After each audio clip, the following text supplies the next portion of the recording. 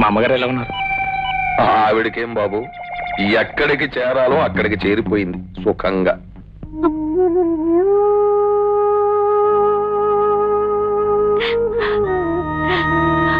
రానన్నాడా?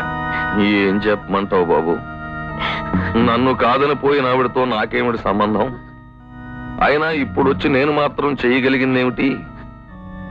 దహనం చేయడానికి అంతగా స్తోమత లేకపోతే శవాన్ని తన ఇంటికి పంపించమన్నాడు.